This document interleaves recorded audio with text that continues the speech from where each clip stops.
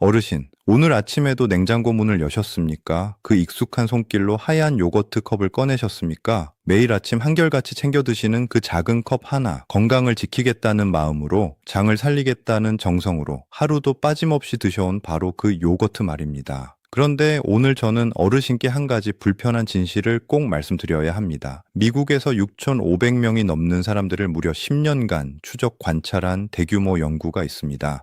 이 연구에서 요거트를 올바른 방식으로 드신 분들은 콩팥병 위험이 무려 23%나 낮아졌습니다. 그런데 같은 연구에서 잘못된 방식으로 드신 분들은 오히려 콩팥을 더 빠르게 망가뜨리고 있었습니다. 요거트는 약이 될 수도 있고 독이 될 수도 있습니다. 그 차이는 단 하나, 무엇과 함께 드시느냐? 바로 그것입니다. 오늘 저는 절대 함께 드시면 안 되는 최악의 조합 3가지, 그리고 콩팥을 되살리는 기적의 조합 3가지를 낱낱이 알려드리겠습니다. 특히 3번째 최악의 조합, 그것은 지금 이 순간에도 거의 모든 어르신의 냉장고 안에 조용히 자리 잡고 있는 바로 그것입니다. 끝까지 함께 해주십시오. 오늘 이 내용이 어르신의 남은 인생을 바꿀 수 있습니다. 저는 20년간 신장내과 전문의로 수많은 어르신들의 콩팥을 직접 치료해온 최태현 박사입니다. 제가 진료실에서 가장 가슴이 무거운 순간이 언제인지 아십니까? 몸에 좋다고 굳게 믿고 매일 정성껏 챙겨 드신 음식이 오히려 콩팥을 조용히 무너뜨리고 있었다는 사실을 뒤늦게 알게 되셨을 때입니다.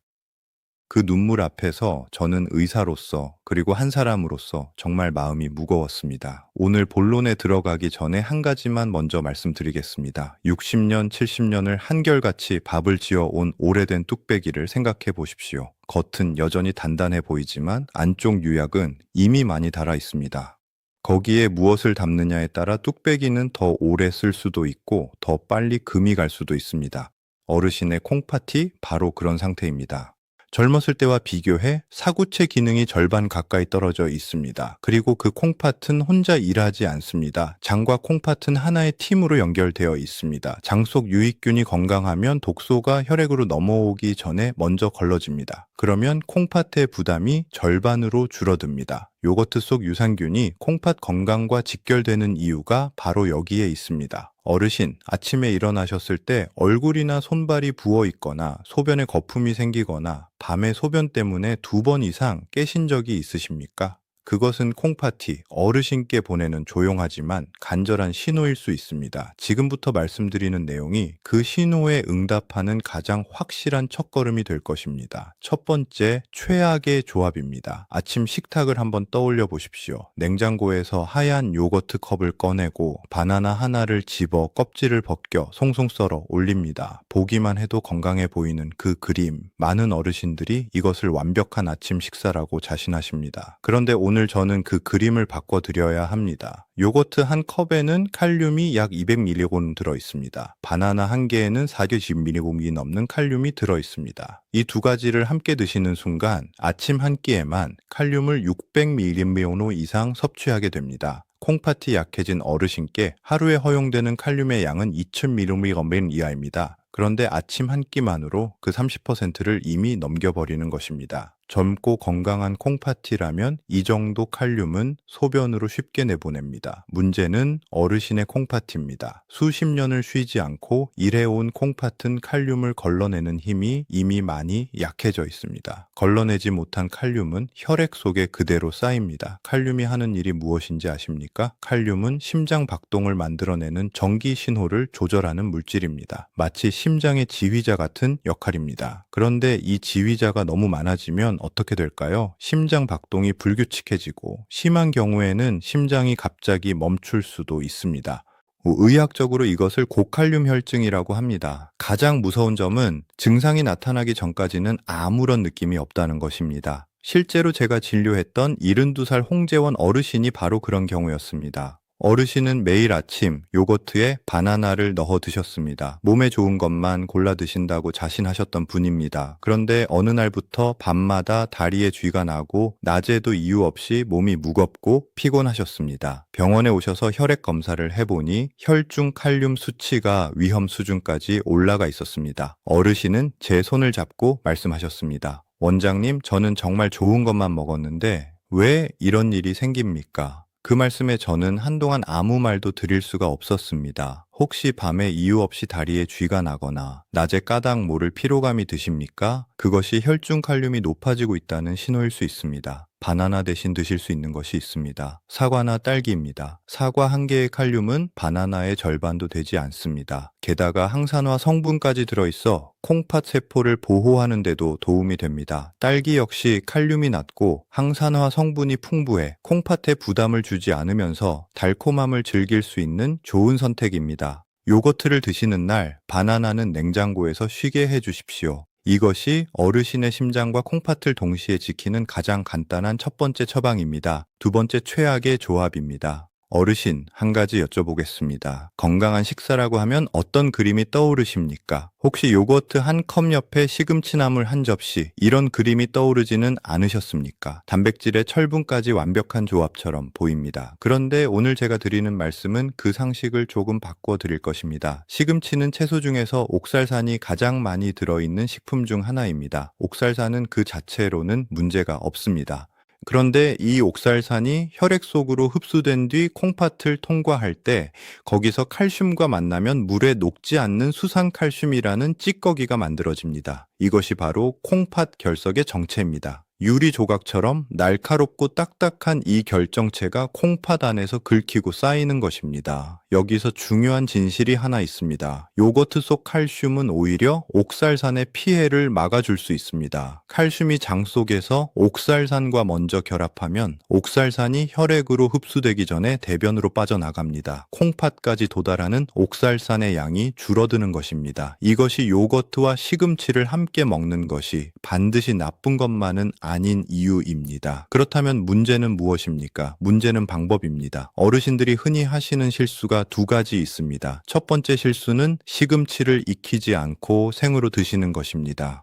생시금치에는 옥살산이 익힌 것보다 훨씬 많이 들어 있습니다. 요거트의 칼슘이 장에서 옥살산을 붙잡아 줄 수는 있지만 생시금치처럼 옥살산이 너무 많으면 칼슘만으로는 다 막을 수가 없습니다. 남은 옥살산은 그대로 혈액으로 흡수되어 콩팥으로 향합니다. 두 번째 실수는 시금치를 드신 뒤 한참 지나서 요거트를 드시는 것입니다. 옥살산이 이미 장에서 흡수된 다음에 요거트를 드시면 칼슘이 옥살산을 만날 기회가 없습니다. 반드시 같은 자리에서 같은 시간에 함께 드셔야 합니다. 실제로 제가 진료했던 66살 임소연 어르신의 이야기를 들려드리겠습니다. 어르신은 매일 아침 생시금치로 만든 스무디를 드신 뒤 1시간쯤 지나서 요거트를 간식으로 드셨습니다. 건강을 위해 얼마나 정성을 쏟으셨는지 모릅니다. 그런데 어느 날 새벽 옆구리에서 칼로 찌르는 듯한 극심한 통증이 찾아왔습니다. 응급실로 오셔서 검사를 해보니 콩팥 안에 크고 작은 결석이 여러 개 생겨 있었습니다. 어르신은 눈물을 흘리시며 말씀하셨습니다. 원장님, 저는 매일 몸에 좋은 것만 찾아서 먹었는데 어디서 잘못된 겁니까?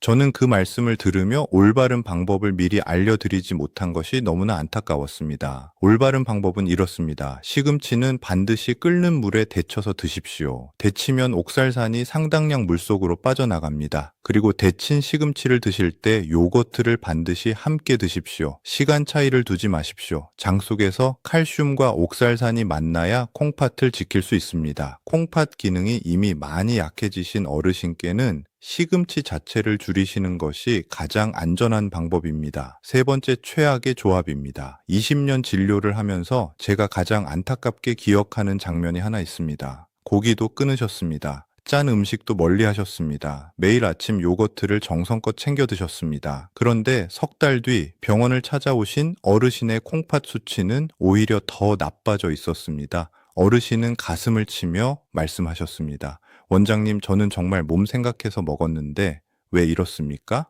저는 식사 방법을 자세히 여쭤보았습니다. 그리고 거기서 문제를 찾았습니다. 어르신은 매일 아침 요거트를 드실 때 식빵 두 쪽과 슬라이스 햄을 곁들이셨습니다. 간편하고 부드러워서 드시기 편하다고 하셨습니다. 바로 거기에 문제가 있었습니다. 마트에서 파는 식빵, 햄 소시지, 가공 치즈, 어묵, 이런 가공식품들에는 공통점이 하나 있습니다. 바로 인산염이라는 첨가물입니다. 식품을 오래 보관하고 색을 유지하고 식감을 좋게 만들기 위해 넣는 이 성분이 콩팥에는 치명적입니다. 음식 속 인에는 두 가지 종류가 있습니다. 고기나 생선, 요거트처럼 자연식품에 들어있는 유기인은 우리 몸에서 40에서 60% 정도만 흡수됩니다. 그런데 가공식품에 첨가된 무기 인산염은 다릅니다. 무려 90% 가까이 혈액 속으로 그대로 흡수됩니다. 요거트를 드시면서 가공식품을 함께 드시는 순간 콩팥으로 쏟아져 들어오는 인의 양이 2배, 3배로 늘어납니다. 걸러내지 못한 인은 혈액 속에 쌓입니다. 혈중 인 수치가 높아지면 우리 몸은 칼슘을 뼈에서 빼내어 혈액으로 내보내 균형을 맞추려 합니다. 뼈는 점점 약해지고 혈액 속에 넘쳐나는 칼슘과 인이 결합하여 혈관벽에 달라붙기 시작합니다. 이것을 혈관 석회화라고 합니다. 오래된 수도관 안에 석회가 쌓여 물길이 좁아지는 것처럼 어르신의 콩팥 혈관과 심장 혈관이 조금씩 굳어가는 것입니다. 콩팥으로 가는 혈액의 양이 줄어들고 콩팥은 더 빠르게 망가집니다. 특히 주의하셔야 할 증상이 있습니다. 피부가 이유 없이 가렵고 뼈와 관절이 쑤시고 치아가 별로 썩지 않았는데도 약해진 느낌이 드신다면 혈중인 수치가 높아지고 있다는 신호일 수 있습니다. 이런 증상이 있으신 분들은 반드시 가까운 병원에서 혈액 검사를 받아보시기 바랍니다. 실제로 제가 진료했던 69살 오명숙 어르신이 바로 그런 경우였습니다.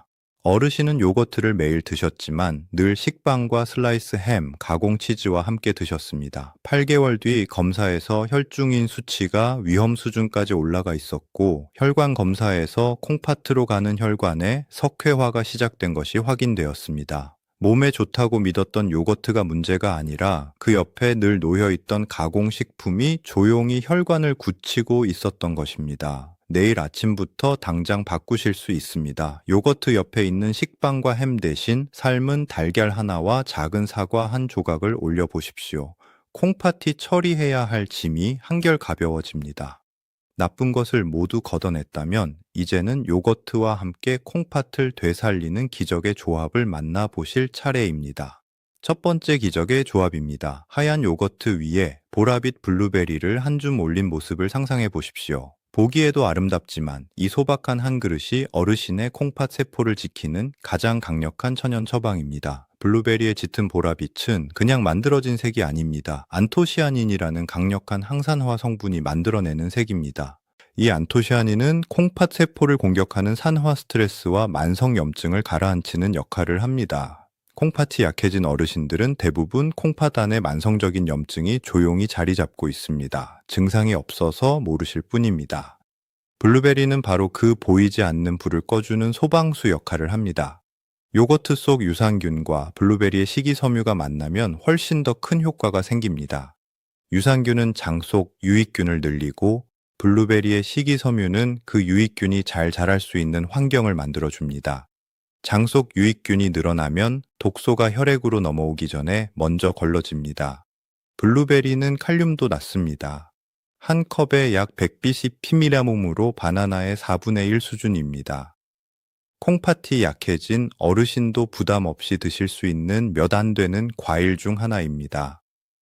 제가 진료했던 62살 정미선 어르신의 이야기를 들려드리겠습니다. 어르신은 만성 콩팥병 2기 진단을 받으신 뒤 무엇을 드셔야 할지 몰라 거의 아무것도 드시지 못하고 계셨습니다. 기력이 없어 외출도 힘드실 정도였습니다. 저는 어르신께 매일 아침 플레인 요거트 반 컵에 블루베리 한 줌을 올려 드시도록 처방했습니다. 딱 그것만이었습니다. 2달 뒤 어르신은 한결 밝아진 얼굴로 진료실에 오셨습니다. 염증 수치가 눈에 띄게 안정되어 있었고 어르신 스스로도 몸이 가벼워졌다고 하셨습니다. 비싼 보약이 아니었습니다. 냉장고에서 꺼낸 요거트 반 컵과 블루베리 한 줌이 전부였습니다. 한 가지만 꼭 기억해 주십시오. 요거트는 반드시 설탕이 들어가지 않은 플레인 무가당 요거트를 선택하십시오. 라벨을 꼭 확인하십시오. 재료란에 설탕, 액상 과당, 인산이라는 글자가 없는 것을 고르시면 됩니다.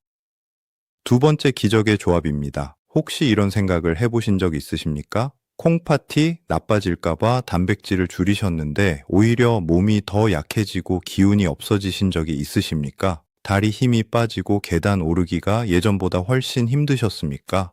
그렇다면 오늘 제가 드리는 말씀이 어르신께 아주 중요한 전환점이 될 것입니다. 많은 분들이 콩팥을 지키려면 단백질을 무조건 줄여야 한다고 알고 계십니다. 그런데 그것은 절반만 맞는 이야기입니다. 단백질을 너무 줄여서 근육이 빠지기 시작하면 오히려 콩팥을 더 빠르게 망가뜨리는 길이 됩니다. 근육은 혈당을 조절하고 콩팥을 사방에서 단단히 지지해주는 기둥입니다. 이 기둥이 약해지면 콩팥은 홀로 모든 충격을 감당해야 합니다. 바로 요거트에 호두를 함께 드시는 것입니다. 호두에는 식물성 오메가3 지방산이 풍부하게 들어 있습니다. 이 오메가3는 딱딱하게 굳어가는 콩팥 밑에 혈관을 부드럽게 만들어줍니다. 혈관이 부드러워지면 콩팥으로 가는 혈액의 흐름이 원활해지고 콩팥 세포가 충분한 산소와 영양을 공급받게 됩니다. 또한 호두의 아르기닌 성분은 혈관을 확장시켜 혈압을 안정시키는 데도 도움을 줍니다. 고혈압은 콩팥을 망가뜨리는 가장 큰 원인 중 하나이기 때문에 이것은 매우 중요한 효과입니다. 요거트의 단백질과 호두의 단백질이 만나면 어떻게 될까요? 두 식품의 아미노산이 서로 보완하여 근육을 유지하는 데 필요한 필수 아미노산을 골고루 채워줍니다. 고기를 드시지 않아도 근육이 빠지는 것을 효과적으로 막을 수 있습니다. 제가 진료했던 75살 강병길 어르신의 이야기를 들려드리겠습니다. 어르신은 콩팥이 걱정되어 고기를 완전히 끊으신 뒤로 기력이 급격히 떨어지셨습니다. 다리 근육이 눈에 띄게 빠지고 조금만 걸어도 피곤하셨습니다. 저는 어르신께 매일 아침 플레인 요거트에 호두 한두 알을 함께 드시도록 처방했습니다. 석 달 뒤 어르신은 다시 동네 산책을 시작하셨습니다. 근육량이 조금씩 회복되었고 콩팥 수치도 안정적인 범위를 유지하게 되었습니다. 어르신은 이렇게 말씀하셨습니다. 원장님, 이렇게 간단한 것을 왜 진작 몰랐을까요? 단 한 가지 반드시 지켜주셔야 할 것이 있습니다. 호두는 하루에 한두 알만 드십시오. 좋다고 해서 한 번에 많이 드시면 오히려 콩팥에 부담이 됩니다. 적은 양을 꾸준히 매일 드시는 것이 핵심입니다. 콩팥 기능이 많이 떨어지신 분들은 반드시 담당 의사와 상의하신 뒤 드십시오. 세 번째 기적의 조합입니다. 제 진료실에서 있었던 일입니다. 어느 날 아침 문을 살며시 열고 들어오신 어르신이 계셨습니다. 73살 황순옥 어르신이셨습니다. 그런데 가까이 보니 그 얼굴에 오랜만에 보는 환한 빛이 있었습니다. 자리에 앉으시자마자 이렇게 말씀하셨습니다. 원장님, 저 요즘 아침에 얼굴이 안 붓습니다. 밤에도 2번밖에 안 깹니다. 그동안 매일 5번씩은 깼었는데요. 저는 어르신의 손을 잡고 여쭤보았습니다. 무엇을 바꾸셨습니까? 어르신은 웃으며 대답하셨습니다. 선생님이 알려주신 대로 아침마다 요거트에 사과랑 계피 가루를 넣어 먹었습니다. 그것뿐입니다. 이것은 기적이 아닙니다. 세 가지 식품이 각자의 역할을 정확하게 해냈기 때문에 일어난 당연하고 과학적인 결과입니다. 먼저 사과 이야기를 드리겠습니다. 사과에는 펙틴이라는 수용성 식이섬유가 풍부하게 들어 있습니다. 이 펙틴은 장 속에서 아주 특별한 일을 합니다. 단백질이 소화되는 과정에서 생기는 요소와 독소들을 장 안에서 붙잡아 혈액으로 넘어가기 전에 대변으로 내보내 버립니다. 콩팥이 처리해야 할 독소의 양이 처음부터 줄어드는 것입니다. 사과는 칼륨도 바나나의 절반 이하로 낮아 콩팥이 약해진 어르신도 안심하고 드실 수 있습니다. 다음은 계피입니다. 계피에는 신나말데히드라는 성분이 들어 있습니다. 이 성분은 식사 후 혈당이 급격히 오르는 것을 억제하는 역할을 합니다. 나이가 들수록 췌장의 인슐린 분비 능력이 떨어지고 세포의 인슐린 반응도 느려집니다. 식후 혈당이 반복적으로 높아지면 콩팥 밑의 혈관이 조금씩 손상됩니다. 계피는 이 혈당의 급격한 상승을 완만하게 만들어 콩팥으로 가는 충격을 줄여줍니다. 이 세 가지가 한 그릇에 모이면 어떻게 됩니까? 요거트의 유산균이 장을 건강하게 유지하고 사과의 펙틴이 독소를 장에서 차단하고 계피가 혈당의 급상승을 막아줍니다. 콩팥은 위에서부터 아래까지 3중으로 보호받게 됩니다. 아침 한 끼가 콩팥을 지키는 완벽한 방패가 되는 것입니다. 만드는 방법은 아주 간단합니다. 플레인 무가당 요거트를 그릇에 담고 사과 반 개를 작게 썰어 올립니다. 그 위에 계피 가루를 엄지와 검지로 살짝 집어서 뿌려주십시오. 따로 조리할 것도 없습니다. 냄비도 프라이팬도 필요 없습니다. 3분이면 됩니다. 단 한 가지 주의 사항을 말씀드리겠습니다. 계피는 반드시 소량만 사용하십시오. 계피 가루는 하루, 0.5기, 즉 작은 찻숟가락으로 2분의 1 이하가 적당하며 메일보다는 일주일에 서너 번 강약을 두시는 것이 안전합니다. 마트에서 파는 일반 계피인 카시아 계피에는 쿠마린이라는 성분이 들어있어 매일 많은 양을 드시면 간세포를 손상시킬 수 있습니다. 특히 콜레스테롤 약이나 혈액순환 약을 드시는 분은 반드시 담당 의사와 먼저 상의하십시오. 가능하다면 쿠마린 함량이 극히 낮은 실론 시나몬으로 바꾸시는 것을 권장합니다.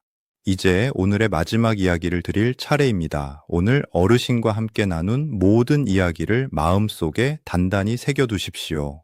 요거트와 바나나가 만나면 혈액 속에 칼륨이 쌓여 심장이 위험해질 수 있습니다. 요거트와 생시금치를 따로따로 드시면 콩팥 안에 날카로운 돌이 쌓입니다. 요거트와 가공식품이 만나면 혈관 속에 석회가 조용히 굳어갑니다. 하지만 요거트가 블루베리를 만나면 콩팥 세포의 염증이 가라앉습니다. 호두를 만나면 근육이 살아나고 콩팥을 지지하는 기둥이 세워집니다. 사과와 계피를 만나면 독소가 장에서 차단되고 혈당이 안정되어 콩팥이 편안하게 숨을 쉽니다. 이것이 오늘 어르신께 드리는 6가지 약속입니다. 한 가지 꼭 말씀드려야 할 것이 있습니다. 오늘 말씀드린 내용은 건강한 어르신들의 콩팥을 지키기 위한 일반적인 건강 정보입니다. 만성 콩팥병 3기 이상이시거나 현재 투석을 받고 계신 분들은 식단의 모든 변화를 반드시 담당 신장내과 전문의 또는 신장영양 전문가와 먼저 상의하신 뒤 실천하십시오. 어르신 한 분 한 분의 콩팥 상태는 모두 다르기 때문에 개인에게 맞는 식단은 반드시 전문가의 지도 아래 결정되어야 합니다. 건강은 병원에서만 찾는 것이 아닙니다. 어르신의 아침 식탁 위에 이미 그 답이 있습니다. 오늘 배우신 내용을 머리로만 이해하고 끝내지 마십시오. 지식은 실천이 될 때 비로소 생명을 지키는 힘이 됩니다. 혹시 주변에 콩팥이 걱정되시는 분이 계시다면 이 내용을 따뜻한 마음으로 전달해 주십시오. 어르신의 하루가 오늘도 건강하고 따뜻하기를 진심으로 바랍니다. 감사합니다.